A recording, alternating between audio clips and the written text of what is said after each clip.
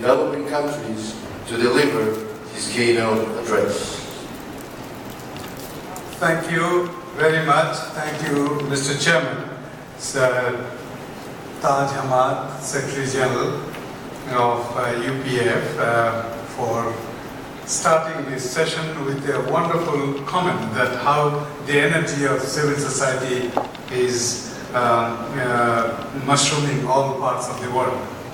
I'm deeply honored to be invited to present a keynote address at this very timely World Summit on Peace, Security and Human Development.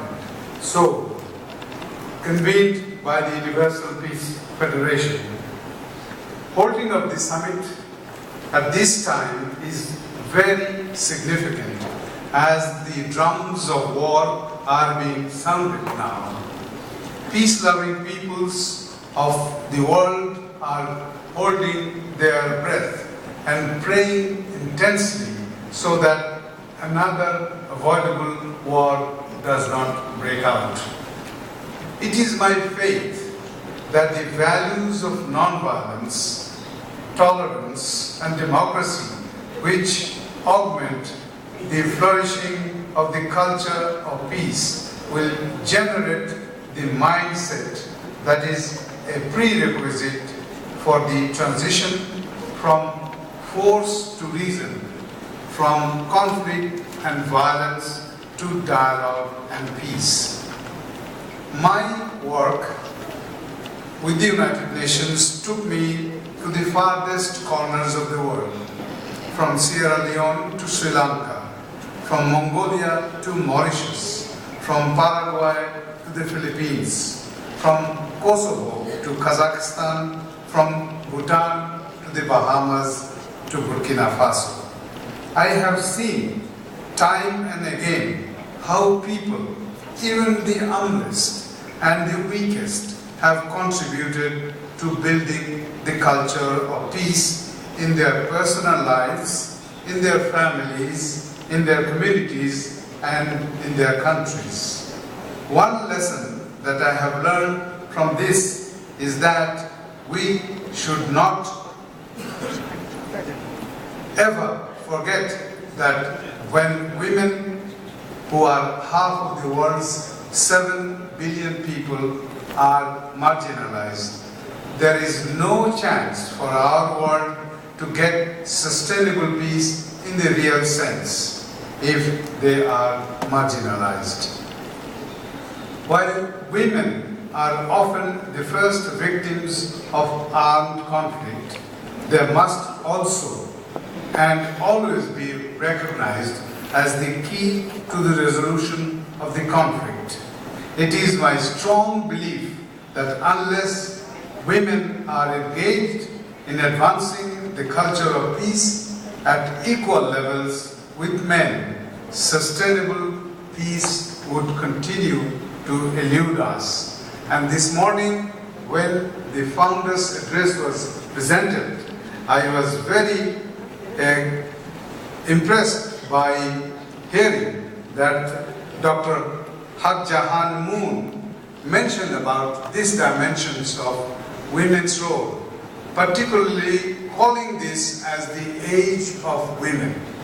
And she said, throughout much of human history, in virtually all societies, women have been subjected to discrimination and mistreatment. In recent decades, however, women and men throughout the world are committed to turning the page on this unfortunate history.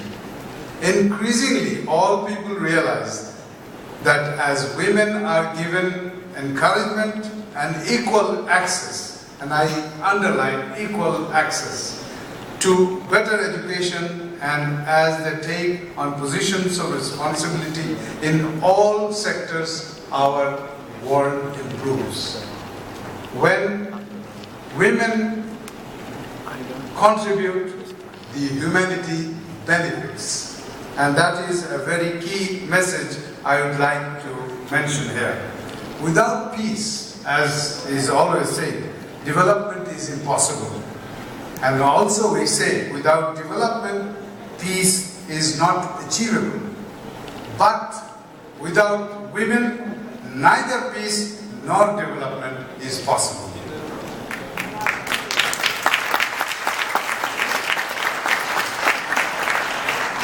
In recent times, we have seen new conflicts breaking out in different parts of the world. Obviously, we have to find better ways to establish peace. We need to remember that in the hate and violence-filled 20th century, we have seen the power of non-violence in the sacrifices of Mohandas Gandhi and Martin Luther King Jr. Forces of hatred and intolerance claimed their lives, but not their souls, not their ideals, which continue to inspire us.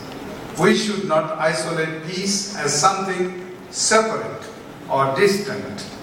We should know how to relate to one another without being aggressive, without being violent, without being disrespectful, without neglect, without prejudice. It is important to realize that the absence of peace takes away the opportunities that we need to better ourselves, to prepare ourselves, to empower ourselves to face the challenges of our lives individually and collectively.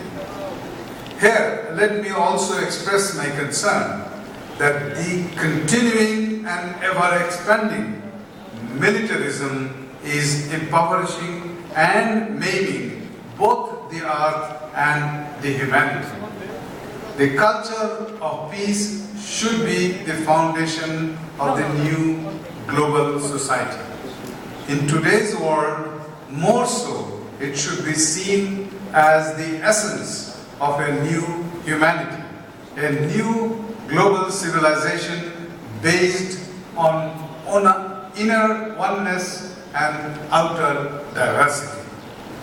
In this context, a critical dimension is worthy of particular attention.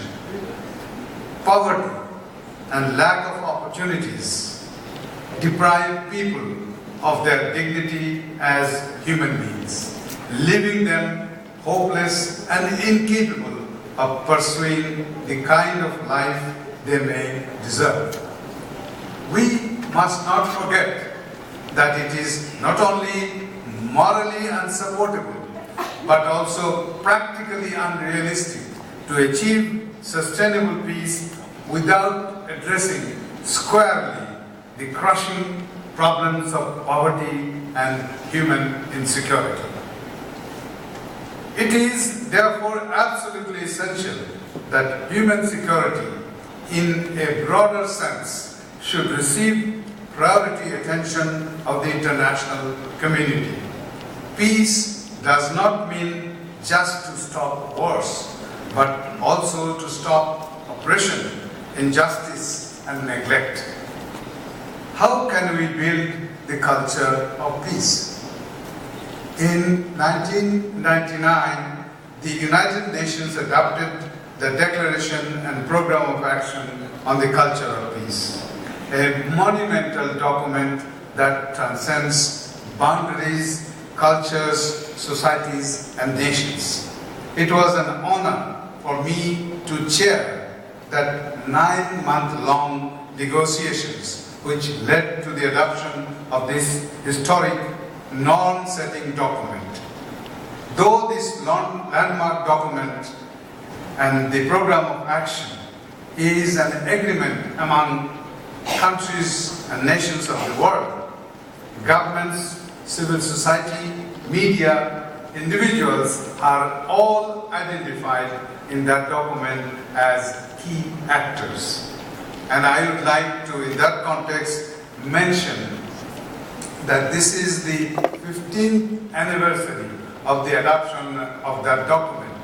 And on the 9th of September, the President of the General Assembly has convened the high-level forum. This is the third high-level forum on the culture of peace, which will observe the anniversary. UN Secretary General Ban Ki-moon asserted at the inaugural high-level forum on of the United Nations on the Culture of Peace in 2012 that, and I am quoting him, a key ingredient in building culture of peace is education. We are here to talk about how to create this culture of peace. I have a simple one-word answer: education. Through education, I'm still quoting him, through education we teach children not to hate. Through education we raise leaders who act with wisdom and compassion.